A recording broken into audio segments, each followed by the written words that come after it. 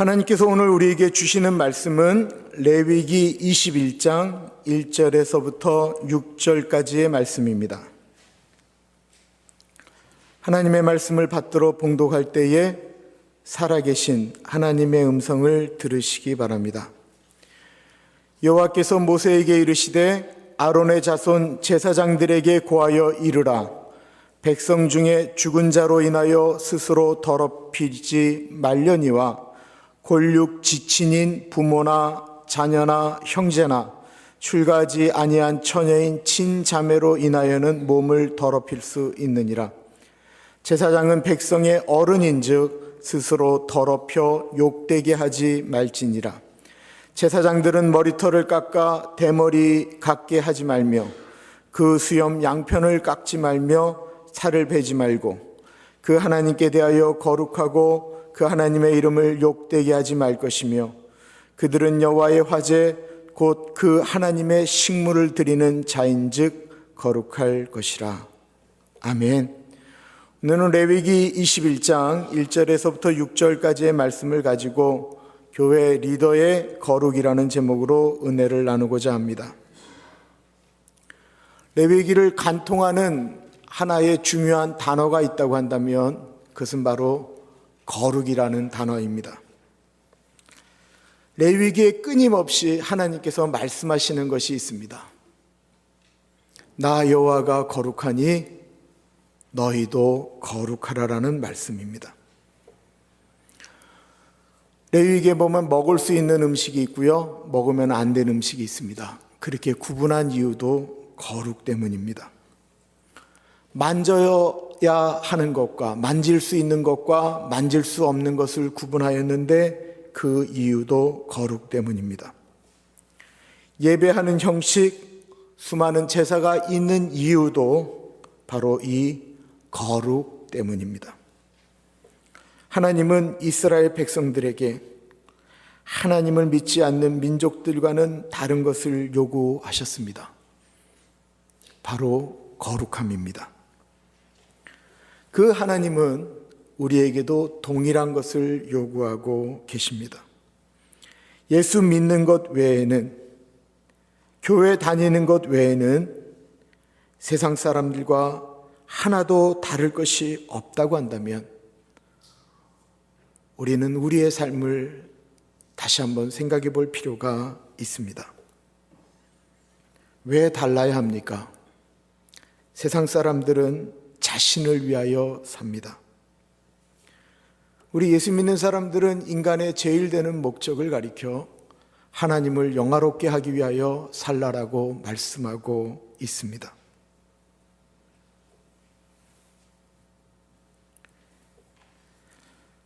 이것은 하나님이 원하시는 것이지만 이 세상이 우리에게 원하는 것이기도 합니다. 세상 사람들은 다 쓰레기처럼 살아도 우리 예수 믿는 사람들만큼은 거룩하게 살기를 원합니다.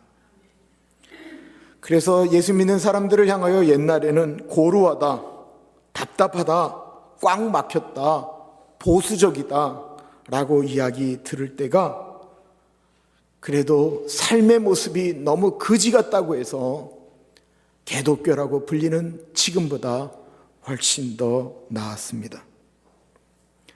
오늘날도 우리에게 그렇게 얘기하는 이유가 있다라고 한다면 그것은 핍박하기 위해서라기보다는 그만큼 우리 기독교에게 기대하는 것이 있기 때문인 것입니다.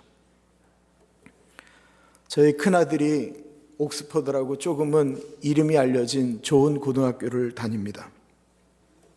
괜찮은 학교를 다니고 나름대로 열심히 공부하는 편이라 제가 기대하는 바가 있었습니다.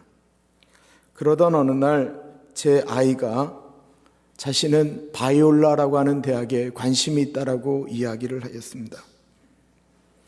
바이올라 대학은 기독교 학교일 뿐만 아니라 아직까지 보수적인 믿음을 가지고 학생들을 가르치는 대학입니다. 대학 입학을 앞둔 학생들을 대상으로 여러 대학에서 아이가 다니는 학교에 와서 자신의 학교를 소개할 때 제 아들은 다른 좋은 대학 입학 사정관을 만난 것이 아니고 바이올라 입학 사정관을 만났습니다. 그 이후로 바이올라 대학에서 저희 집으로 끊임없이 메일이 옵니다. 바이올라 대학이 참 좋은 대학입니다. 거기 가면 술을 마시거나 담배를 피우는 학생을 캠퍼스에서 발견할 수가 없습니다. 아침에 모여서 운동장에서 소그룹으로 큐티하는 아이들의 모습도 많이 보게 됩니다. 너무 훌륭한 학교임에는 틀림이 없습니다. 그런데 바이올라 대학은 좋은 대학이긴 하지만 사립대학입니다. 그런데 제 마음이 덜컥한 것은 사립대학이기 때문이만은 아닙니다. 저는 제 아들이 좀 더 이름이 나는 대학에 가서 일반 학문을 하고 본인이 나중에 신학을 하든 선교사를 나가든 결정하기를 원했던 것입니다. 그런데 하나님께 예석이가 그 얘기를 하였을 때 기도하였습니다. 제 마음에 걸리는 것이 있었습니다. 단순히 그것뿐이냐라고 하는 것이었습니다. 혹시 저에게 우리 아들이 좀 더 좋은 대학에 가서 소위 말하는 출세를 하는 것을 원하고 있지는 않는가 생각하였습니다.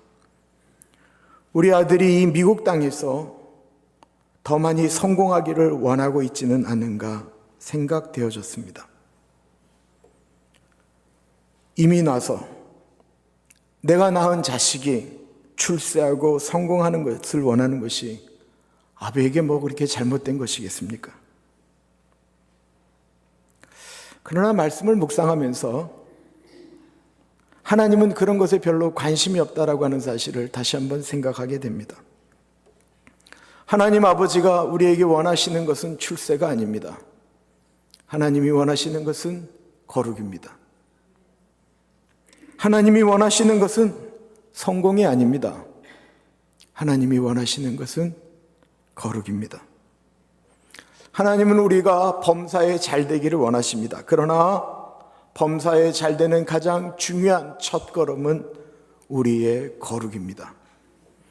오늘 본문은 일반 백성이 아닌 제사장들에게 요구하는 삶의 모습입니다. 제사장에 대한 이야기가 21장, 22장에 걸쳐서 6가지의 내용으로 나뉘어져 나오고 있습니다. 그 거룩함은 일반 사람들보다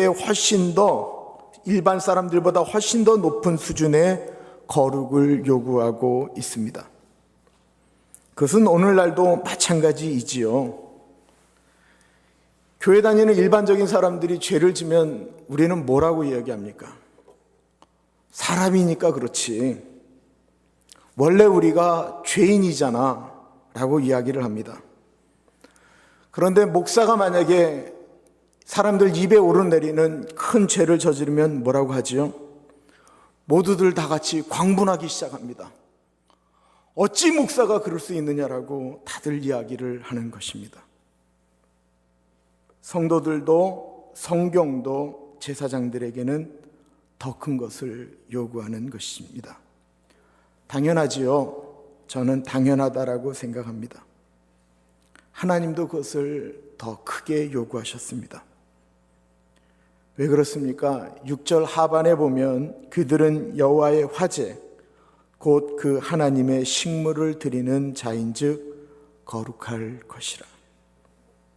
하나님께 예배를 드리는 자들이기 때문에 더 큰 거룩을 요구한 것입니다.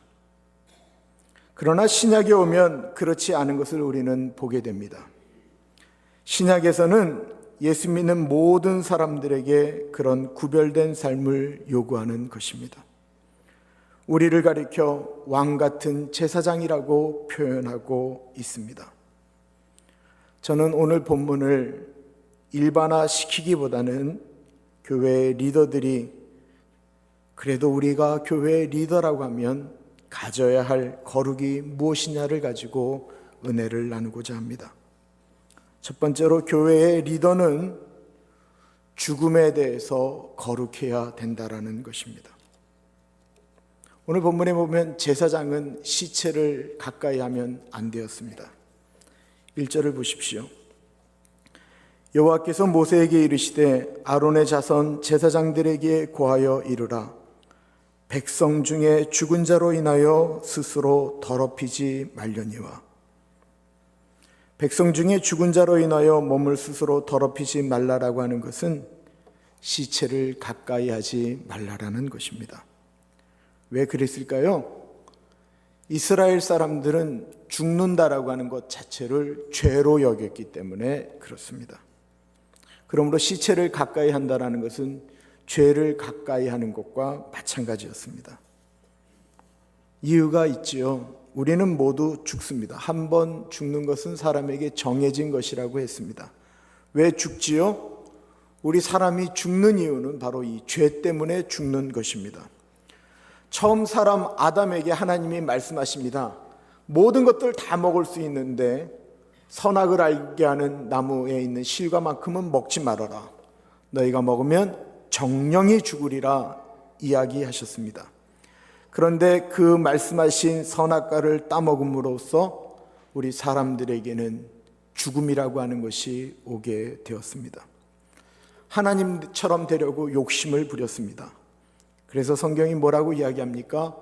욕심이 잉태한 즉 죄를 낳고 죄가 장성한 즉 사망에 이르게 되었다라고 말씀하고 있습니다. 그러므로 죽음은 바로 이 죄 때문에 오게 된 것입니다. 그래서 일반 사람들도 시체를 만지면 그 때문에 일주일 동안 부정하다라고 고백을 하게 되었습니다. 유대인의 문헌에 보면 시체로부터 7피트 이내로만 들어와도 부정한 죄에 빠지게 되었습니다. 그러므로 제사장은 아예 시체를 가까이 하면 안 되었습니다. 죽음 앞에 사람들이 슬피 울 때도 제사장은 초연하게 대처해야만 했습니다. 물론 예외도 있습니다. 2절과 3절을 보면 골육 지친인 부모나 자녀나 형제나 출가하지 아니한 처녀인 친자매로 인하여는 몸을 더럽힐 수 있느니라.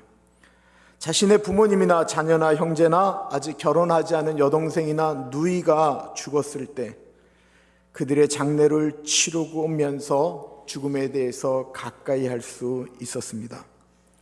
하나님은 죽음이 인생의 슬픔을 주고 사랑하는 사람과의 이별이다라는 사실을 잘 알고 계셨던 것입니다. 이 모든 것을 말씀하시면서 하나님이 제사장들에게 원하셨던 것은 죽음에 대한 우리 삶의 정의였다라는 것입니다. 어느 날 시체에 대해서 멀리하거나 그것에 대해서 떨어져 있거나 하지 않습니다. 도리어 시체를 가까이 합니다.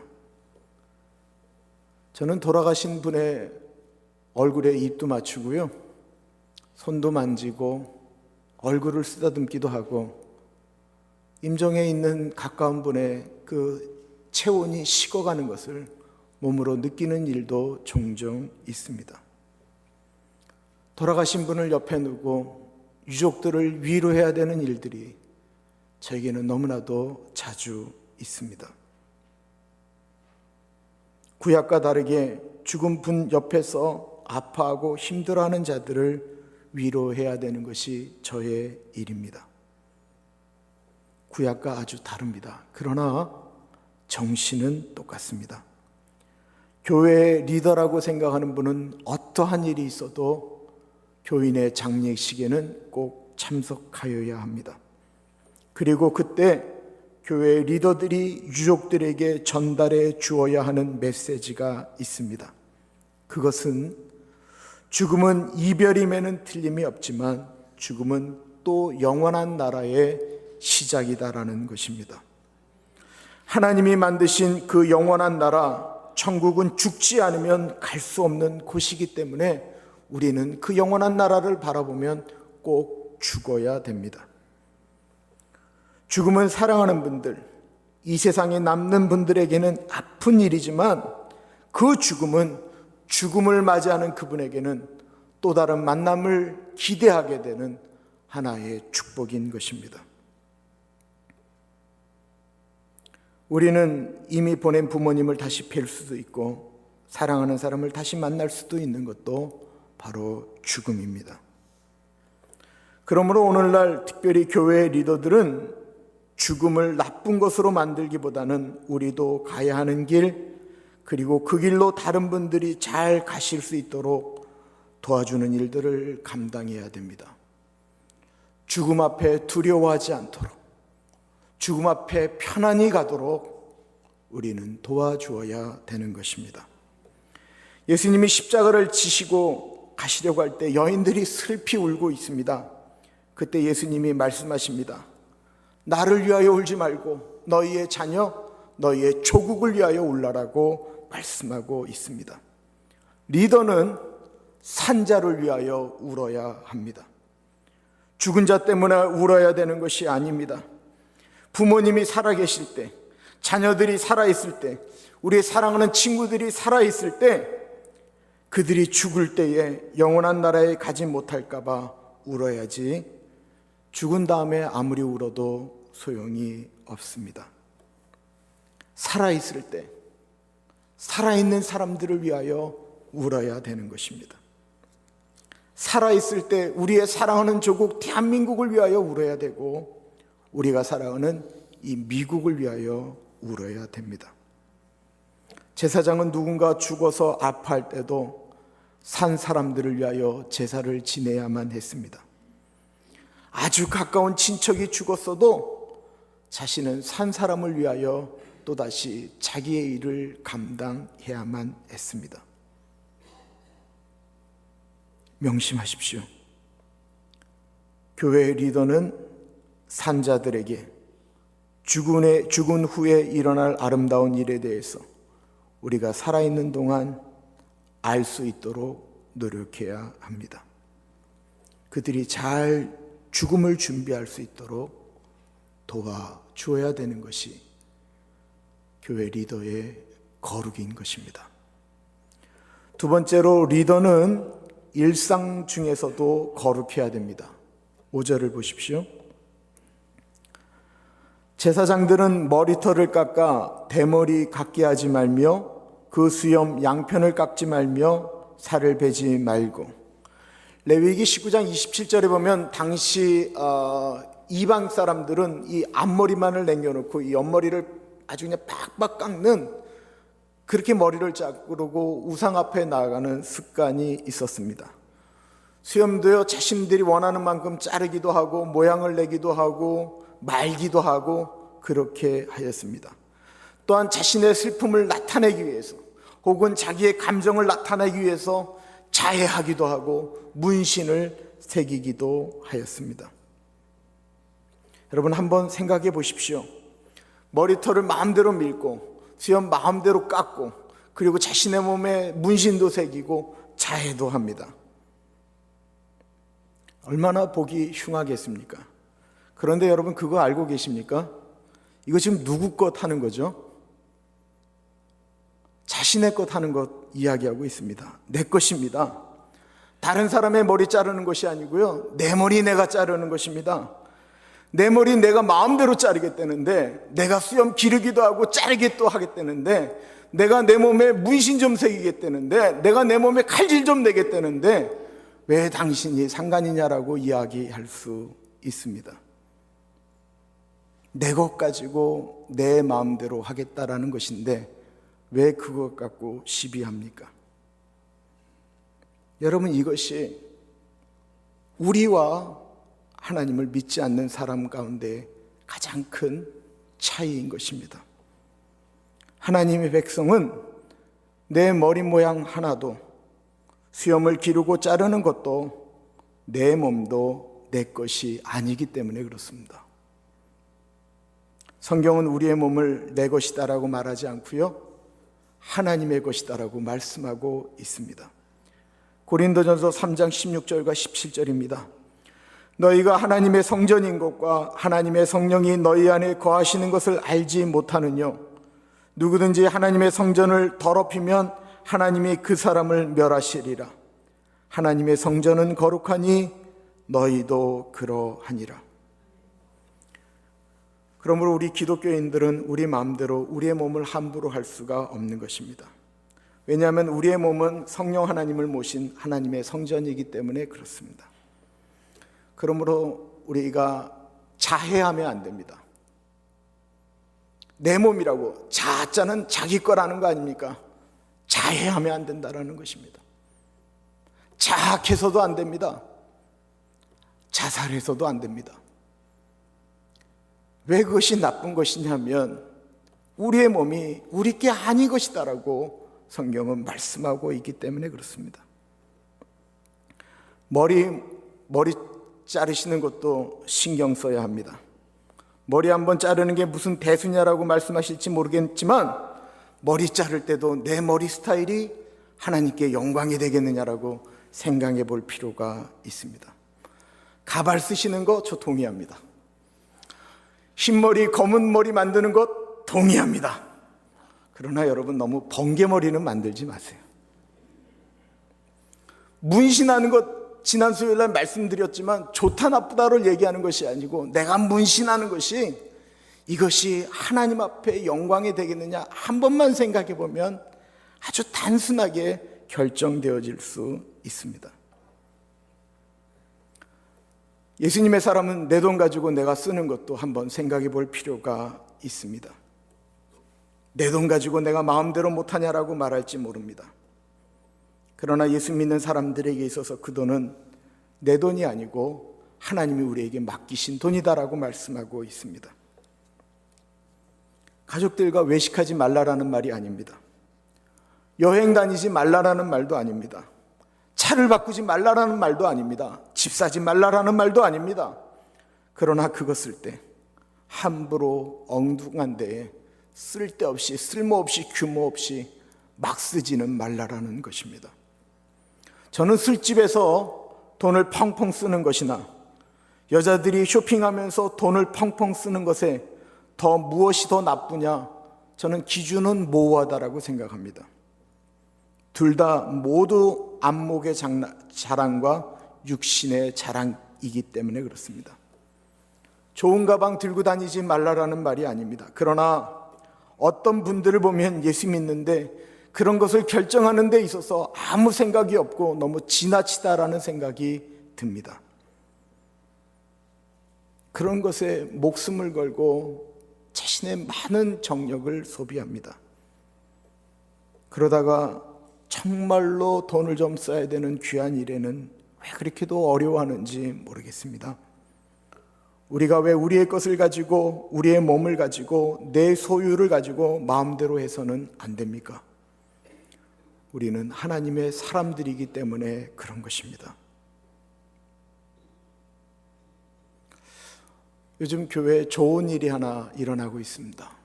그것은 어른들 중에 자기 컵을 가지고 교회에 나오시는 분입니다.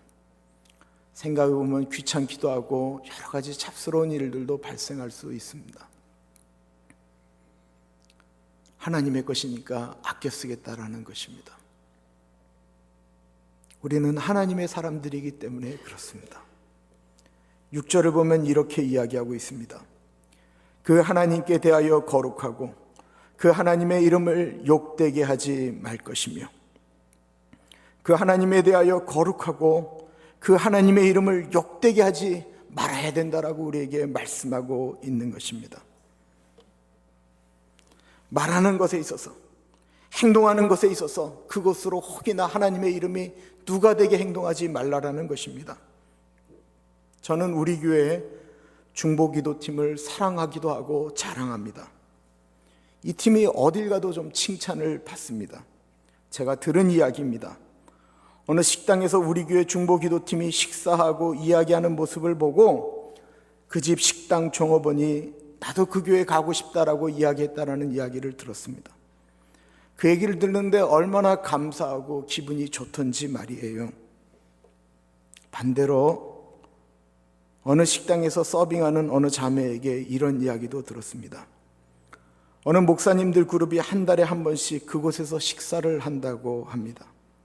그런데 그곳에는 서빙하는 자매들이 안 가려고 한다고 합니다. 요구하는 것은 얼마나 많은지, 그리고 수고한 것에 비하면 팁은 너무나도 적게 내고, 목사님 우리 식당에 그 목사님들이 오시면 다들 싫어합니다 라고 말하는 것도 들었습니다. 여러분, 우리 예수 믿는다라는 것 대단히 피곤한 것입니다. 그건 결코 쉽거나 편한 일이 아니다라는 것입니다. 여러분, 선교지가 따로 있습니까? 우리가 멕시코, 아르헨티나, 중국으로 가야만 선교지입니까?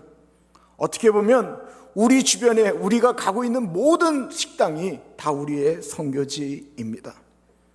가면 정말로 행동거지를 잘해야 되는데 민망할 때가 많이 있습니다. 내 돈 내고 내가 먹음에도 불구하고 예수 믿는 사람들은, 특별히 리더들은 그런 자리에서도 자기의 몸가짐을 달리해야 합니다. 예수 믿어서 향기 나는 인생이 있습니다. 그런 분과 함께 식사하면 참 기분 좋은 일들이 많이 일어납니다. 말 한마디를 해도, 어떤 것을 요구해도 참 가치가 있습니다. 웨이트레스에게 농담을 해도 정말 기분 좋게 하는 농담을 하는 사람이 있는가 하면 정말로 앞에서 식사하는데 민망하게 말하는 분도 있습니다. 나는 원래 성질이 못돼서 그렇다라고 말씀하시는 분들도 계실 것입니다. 그런데 예수님이 내 성질대로 밖에 나가서 살라라고 말씀하고 있지 않으십니다.